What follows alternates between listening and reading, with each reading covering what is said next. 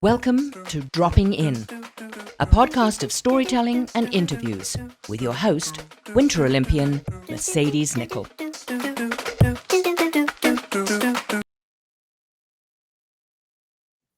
Thank you so much for dropping in today. This is series 13, where I'm talking to world high performance sports athletes about their injuries, how they got over them, and what they do to for wellness. So this is episode 116. Today is Wednesday, March 12th, 2025. Let me introduce the guest that I will be dropping in with today. Our next guest fell in love with diving at a young age, moving away from home at the age of just 16 to train with some of Canada's best. Her dedication and fearless approach to sport quickly set her apart, earning her international podium finishes and a spot on Team Canada. What's remarkable about her journey is her ability to overcome adversity. In 2021, just weeks before her Olympic debut in Tokyo, she suffered a serious ankle injury. Now, most would have seen it as a reason to step back, but not this guest. With relentless determination, she pushed through the pain, defied the odds, and competed at the games, just finishing shy off the podium, fourth place in the 10-meter synchro event. Now you can understand why an ankle is important in a 10-meter event. Her resilience didn't stop there. Over the years, she has racked up some impressive lists of accolades, including two-time Commonwealth Games medalist, multiple World Cup podiums, Pan Am's gold, silver, and bronze, 2022 World Championship finalist in both the 10-meter platform and the 10-meter synchro. And she's a four-time national champion in the 10-meter platform event. She's continued to battle with injuries, yet time and time again, and returns stronger, proving that nothing can really keep her out of the air for very long. I'm excited to drop in with this fearless high flyer, Commonwealth Games medalist, World Cup medalist, national champion, Olympic finalist, and one of Canada's most determined divers, Caeli McKay. Let's bring her in. How are you today? Good. How are you? I'm good. Okay. Your name is now longer because you got married to one of your teammates. Is that right? Yes, it's not legal yet, but I use it for my social. Yeah. Okay, awesome. Well, congratulations. Thanks so much for dropping in today. We are going to start with the 10 rapid fire questions that you've not seen before, but the listeners and viewers get to learn a little bit more about you. Are you ready to drop in? I'm ready. Okay. Number 1, where in the world are you today? Calgary, Alberta. Awesome. Number 2, if you could have dinner with any athlete, past, present, or future, who would it be? Probably Kobe Bryant. Ooh, why Kobe Bryant? Just mental game. I'd love to just kind of peek into his brain a little bit. Okay, cool. Yeah. Number 3, what's your go-to pump-up song before a big competition? I should ask, do you listen to music before your I do. competition? You I do? do. Okay. Yes, and it's Thunderstruck by AC/DC. Yes.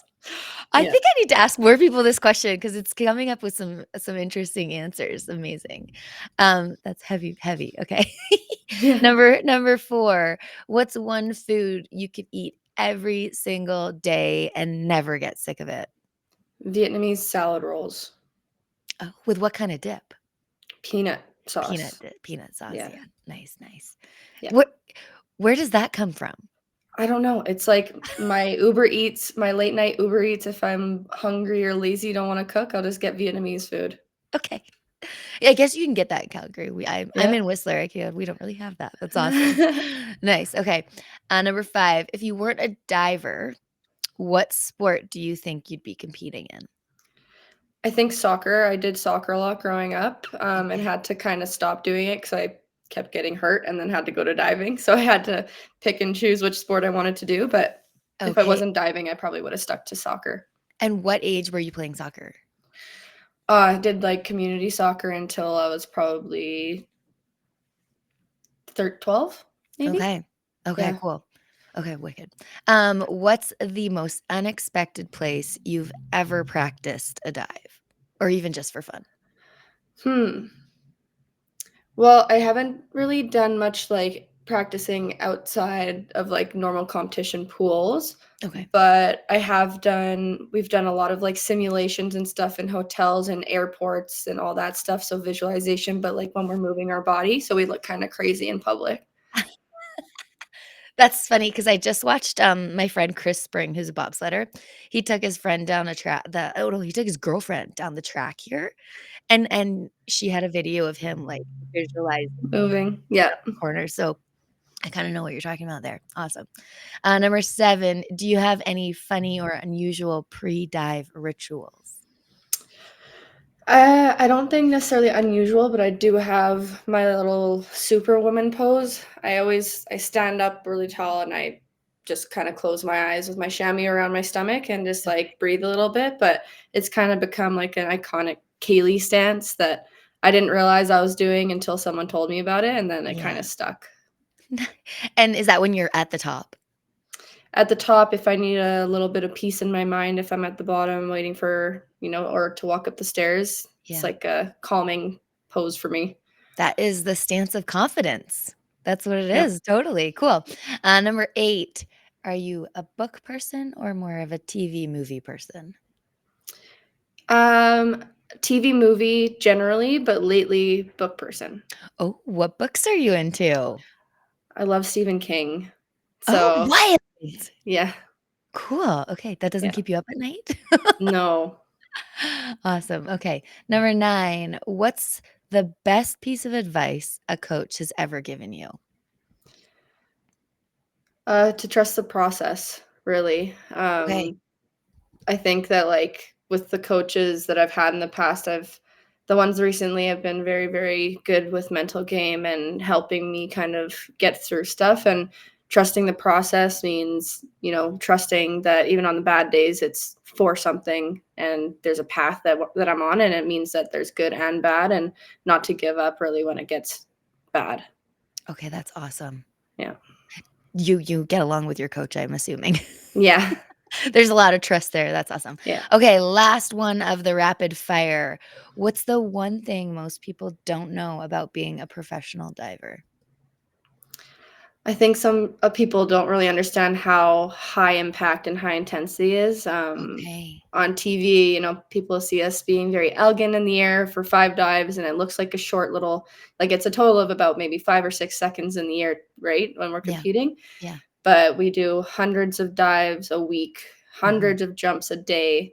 The impact off 10-meter, you're going at 50 kilometers an hour, landing on your hands. The impact feels like a concrete wall when you hit it sometimes. Okay. So I feel like sometimes diving isn't really understood in the sense of how difficult it really is. Like, yes, flipping and all that stuff is hard, but there's a lot that goes into it that I think is not necessarily seen or understood. Okay, done the rapid fire, and I feel like I learned a lot more. I wanna know, we'll get into injuries and recovery and wellness in a second, but, like, how does one get into this? Like, where were you where you're like, "That's what I wanna go do up as high as possible?" I mean, like, I've always had a dream of being an Olympian, even from just childhood. We used to watch the Olympics a lot, but Okay. well, my dad told me that, and I kind of remember this, but I think it was maybe 4.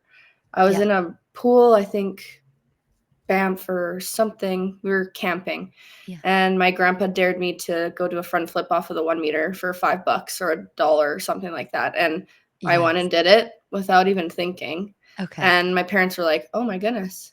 Okay, so she likes to flip. She likes the adrenaline." And we're a very adrenaline based family. Okay. Um, and I was doing gymnastics for a little bit, as you do when you're very, very young. Your parents kind of put you in. Yeah, But I was very competitive. I wanted to flip. I wanted to have freedom, but there were certain rules for kids my age at that point, and for sure. I was kind of fed up with having the boundaries and the rules. And my parents found a summer camp called, I think, Future Champions here Okay. in Calgary for diving. Mhm. Put me in and fell in love with it, and I think got an email from some of the coaches saying, "Hey, like, you want to come join our competitive team?" And the rest is history. Never stopped since then. Wild. So Hmm. wild. I mean, at such Yeah. a young age, you got into it, which I Yeah. think is cool, but I also like to sprinkle on that you did other sports before that. Yeah. A Yeah. lot now a lot of times parents are like, "You're in this sport," and you're like, "But Mhm. there's so many to try." Like, when I was Yeah. younger, I tried so many sports, and I Mhm. realized I was not a runner. Was there anything that you tried that you realized you were not? I mean, long distance running was not my thing, but I Okay. was on, like, the school track and field team, loved sprinting, like, Okay. shorter distances, loved hurdles, and loved high jump, Yeah. which I guess kinda transitioned into me being good at diving, like, high jump is, well, jumping high is important, so, Totally, yeah. totally. Okay, wild. Okay, let's talk about your injuries. We were in Ottawa not too long ago, and I was like, "Oh, would you be interested?" And you're like, I've had so many injuries." And so I was like, "All right, let's go through the list of what happens, like, with that high impact and how they happen." Mhm. I mean, so for me, I've had one very, very serious injury that was almost career ending. Okay. And the rest of the injuries are really overuse, kind of Mhm. chronic injuries. So, do you want me to start with the ankle or you want me to tell you about everything that's happened? Let's do the ankle, and then we'll go Okay. from there. Yeah, so 2021, when the Olympics were postponed for a Mhm. year, had an extra year to train, and it was a blessing for me. I was peak shape, best I'd ever been. So ready to go to the Olympic trials. I was doing one of the hardest dives in the world. No other female was doing it at that time. So I was super excited to really showcase the work I'd been putting in. And we had one spot left for the women's individual 10-meter Mhm. event for the Olympics because my synchro partner was already pre-selected. So going to the Olympic trials, fighting for about one spot, I was very ready. And day or two before my individual event, I did a random jump, a normal kind of jump on Mhm. dry land, and landed with my toes pointed on the mat and Oh. 360, yeah, 360'd my ankle and tore all lateral ligaments off my tibia. Oh my god. Um, and that was also 1 month prior to the Olympics and my Olympic debut. Exactly. I think to the day it was 1 month till I was supposed to be competing. Oh my god. So, yeah. So I obviously went to the hospital, saw a doctor. They did x-rays, couldn't see much on the x-ray because it was already so ballooned up. Yeah. Had an MRI the following day, saw the surgeon, and he told me, like, cancel your flights. This is not really, this isn't something that you can walk on for like 8 weeks. So I was like, Right. but like, is it gonna make it worse? And Yeah, he's yeah, like, yeah. not really. Like, your bones are intact. It's just gonna hurt a Okay, lot. so And it was like a major sprain? Oh, no, no, sorry, you pulled ligaments off. yeah, so I had no like lateral ligaments. So if I kind of push sideways, my ankle would Yeah, just turn. collapse. Oh, Um, oh yeah, my so I had a really bad bone bruise as well, yeah, in there, so it was very painful, but he didn't see that there was any possibility of me really diving, let alone, like, walking. yeah. So I, immobilized it for 10 days, and on the 11th, I think it was, I did my first jumps. I love you. I love Yeah, you. yeah, and So good. all my team was still in Toronto. They were doing, like, their pre-Olympic camp, but I was kind of sent back to Montreal to focus on rehab and kind of limiting the amount of swelling. I did so much physio, and kudos Yeah, to my physio because he saved me there and um, amazing. allowed me to push myself and understand that, like, yeah, this is a pretty interesting situation, and I generally wouldn't condone pushing through an injury like this, but it was the Olympics. And Yeah, yeah, so, and I think on the 15th day, I did some dives, went to Toronto, did some dives, and my goal was to get at least one of each dive that I was supposed to compete at the Olympics off before we went to Tokyo, and managed to do that. And it was definitely a huge, huge mental game. And yeah. I had to buy a knee scooter, so I was rolling around the village on a knee Yes. scooter with an air cast on, getting looks from athletes like, what is she doing here? Like, she's so broken. How is she going to be competing at the Olympics like this? Yeah. Um, and I competed, and we got fourth by zero point 0.5, so narrowly missing the platform or the Yeah. podium. But I mean, I was there, so I could have totally been at home watching my synchro partner compete with somebody else while I had my foot up and I was on the couch. So it was definitely a journey Oh my for that one. gosh. Yeah. The mental, like, capacity that you had to, like, say, no, I'm going to do it. That Yeah. I think is like what an elite athlete is. I had Yeah. similar with my concussion. I was like, people are like, oh, you should retire. And I was like, well, like, let's stay positive here Yeah. and Yeah. know that I'm going to be able to do sport again. Let's just stay on the right path. So kudos to you for persevering through that. And like, Yeah. how the heck did you get up all those stairs? It's funny. One of my friends, Tom, him and his synchro partner at the Olympics called me flamingo because it was just like One-footed? 1 foot and always standing on 1 foot. But I had like a cast of tape every day to dive. There was no movement. I was a solid brick on my foot so that there was no movement, Okay. so I could try and jump. But it was Okay. really jumping off of 1 foot to do 3.5 flips off of 10 meters. So yeah, but I got surgery a year after my Mhm. injury. Yeah. So I got it all reconstructed, which was the best decision that I have ever made. Okay. But that year of diving prior to the surgery, like I dove on it with no ligaments for a year. That was probably one of the toughest, like actual full years, just dealing with pain. And Yeah. I had to be okay with standing at the back of the platform say I'm doing a front 3.5, you run to the end of the platform. Yeah. That was one of the hardest ones for me to do because I knew that I couldn't control my ankle and I might just jump to the end, my ankle might just twist, and I still have to do a front 3.5. So Ugh. that whole mental game and like the injury pain for that year was really tough. So the surgery was honestly like the best decision I've ever made. Okay. And then Santiago, you Mm-hmm. qualified. Yeah. So how Yeah. did that all pan out for you? I mean, like for Pan Am's, it was really short notice for me to come back. I wasn't Mhm. really like expecting. I mean, I really wanted to go, but I wasn't like expecting too much. But ended up going and managing my pain and managing, the lack of training and stuff, and Yeah. came out with 2 medals. So it was really, really good. So awesome. And then like again in your bio I said she comes back. And then Paris Mm-hmm. 2024. Yeah. Were you fully healthy there? I mean, you did talk about little like I mean, I think we call them little like tears and Yeah. things and Yeah. like that are annoying for us, but nothing is Mhm. as monumental as your ankle. Yeah. How No. did you go into Paris? Paris, I went in, I mean, a whole lot better than I did Tokyo. I could Yeah. walk, so that was nice. Yeah. But I have a wrist injury still. And for the year prior to Paris, I really struggled with it. Mhm. I wasn't really able to squeeze my hand very strong, and landing on the water from 10 meters, obviously the impact on the wrists is pretty hefty. So Yeah. cortisone was my friend Okay.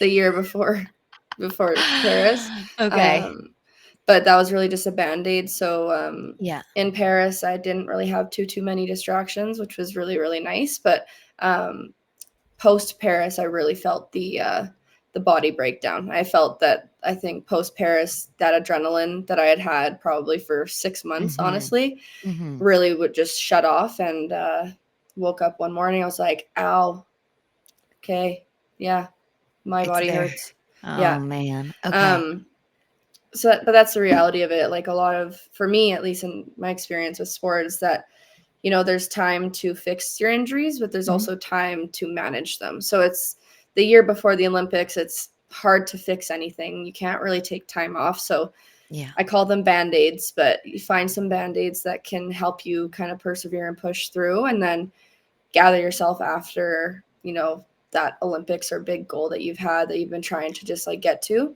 for sure. Which is an unfortunate, I think, part of sport where, taking 6 weeks off isn't really an option when No. you're in a good peak season or important year. Yeah. But yeah, so I definitely did take 6 months off after the Olympics to try and get healthy. So Amazing. Good for yeah. you. And within that 6 weeks that you took off after these games, these last games, um, where was your head at? Like, were you, calm and, like, ready and willing, or were you like, "This is gonna be a battle. I love diving. I miss being by the pool and my team." I mean, I took 6 months off. Oh, sorry, So 6 it months. was, Beg your yeah. pardon. So it was a long, long break. Yeah. But I really wanted to give my body a break. I wanted to also have a bit of freedom and travel and do all that. So my mind was pretty calm. I mean, it was definitely hard after Paris because Paris was like the biggest high I've ever felt, and it was the most successful event of my life. And honestly, it was like the best Olympic final that I could have ever imagined for myself. Amazing. So coming home from that high, there's a lot of mental work I had to do just to be okay with coming back to normal life and stuff. Yeah. But I also did give myself maybe 5 or 6 weeks of not working out at all. Yeah. And I mean, I would be active. I went for hikes. I was Mhm. outside. I did like a fishing trip with my husband down in BC. Like when I saw my family, fished a lot. Like I found ways to kind of not meditate, but bring my mind to peace. Yeah. And then started doing some recovery stuff for my body when I got back. So I had PRP in my ankle, elbow, and wrist all at the same time. Wow. Yeah, and I've been doing prolotherapy in my wrist every month since then. Okay. Sport Biz, hyaluronic acid in my ankle, here and there, and I've had cortisone in my elbow. So we're doing a lot to try and fix things that have Mhm. become chronic and have been an issue that I haven't been able to necessarily address. Yeah. So yeah, I have started diving again, but now I'm kind of slowing it down a little bit again to make sure that I'm not just jumping in full throttle, because my whole goal, if I do even continue for the next 4 years, it's unsure, because 4 years Yep. is a very long time. Yep. Yep. My whole goal is to be able to dive and be healthy. And Yes. the realistic part of me knows that I'm getting older in sports, so there are going to be aches and pains, but I don't want to have it to the extent that it was. Like I don't Yeah. want to be pushing through a lot of pain, like severe pain, I call it, Mhm. because there are aches and pains like, oh, my shoulder hurts a little bit, or oh, like the difference. Athletes know the difference between sore and pain.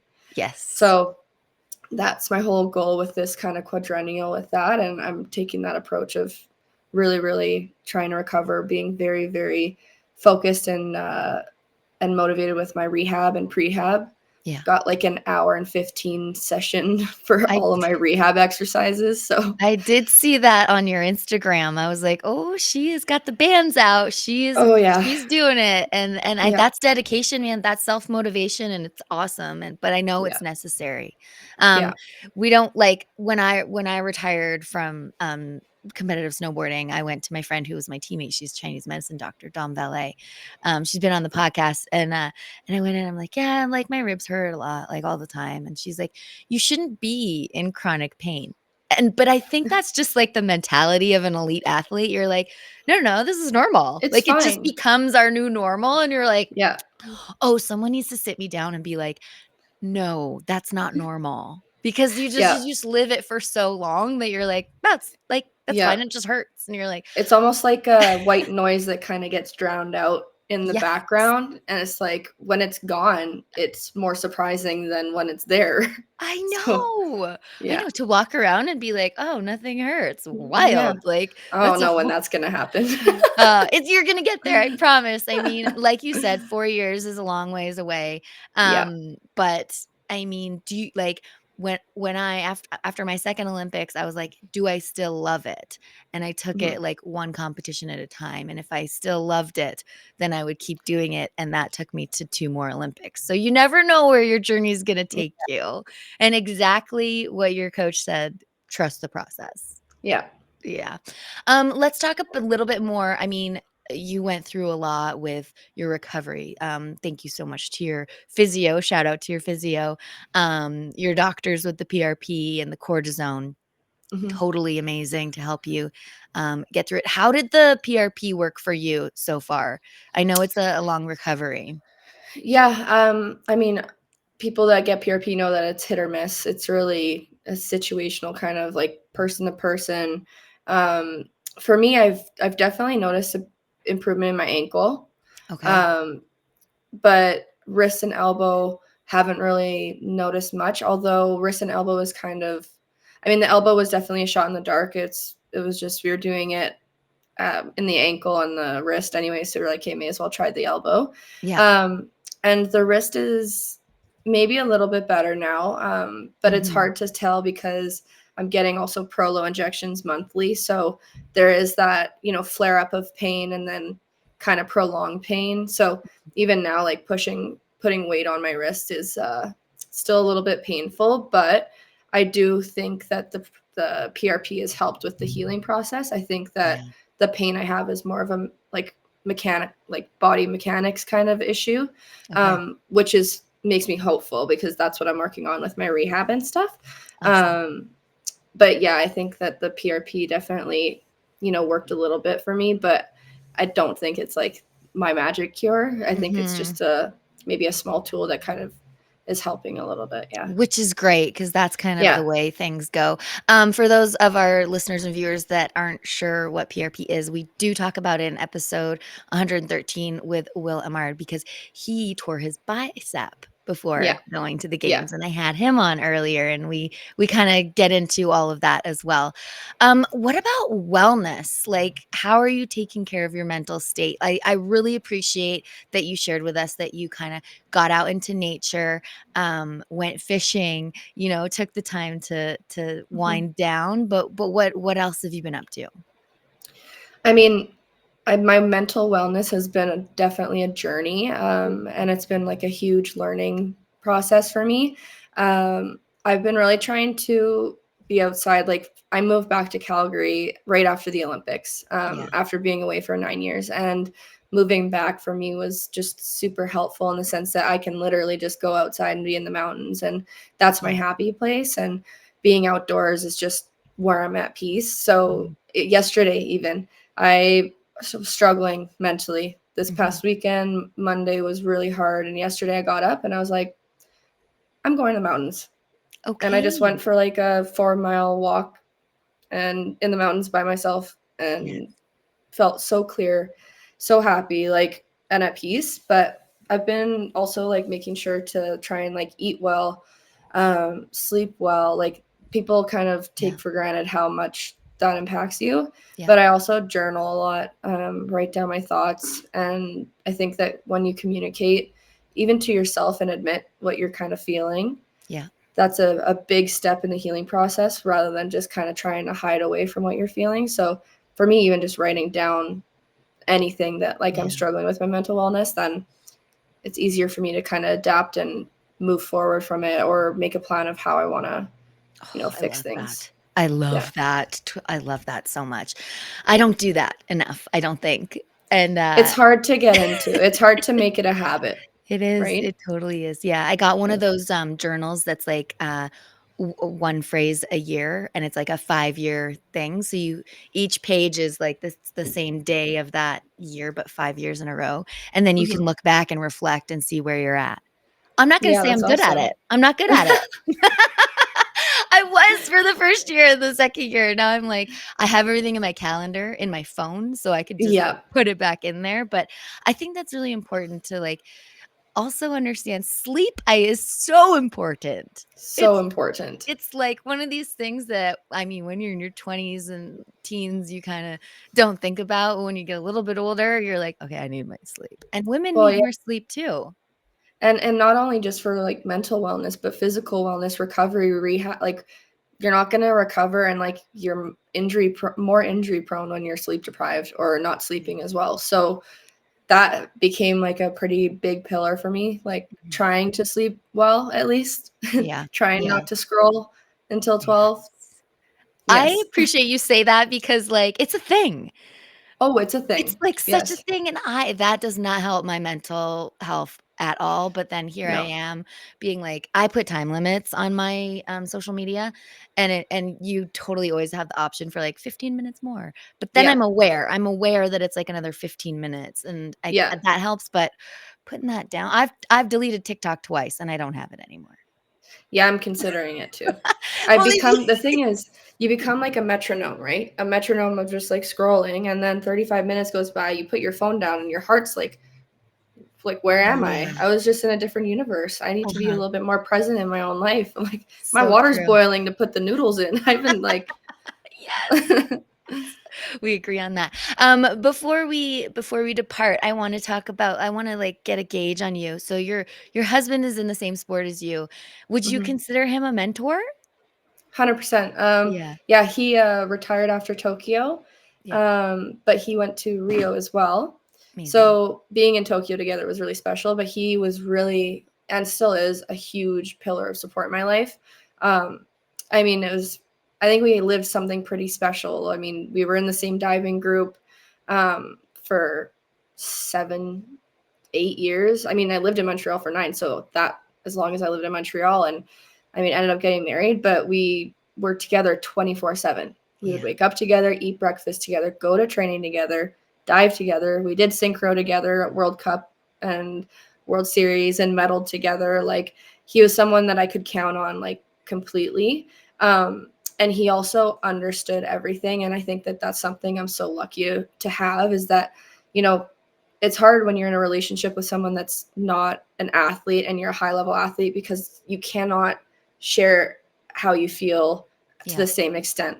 No. I can come home now from diving and just lay on the floor, and Vince will be like, okay, it's one of those, so I'll Yeah. make dinner. And Yeah. he's been super supportive, especially with the ankle and stuff.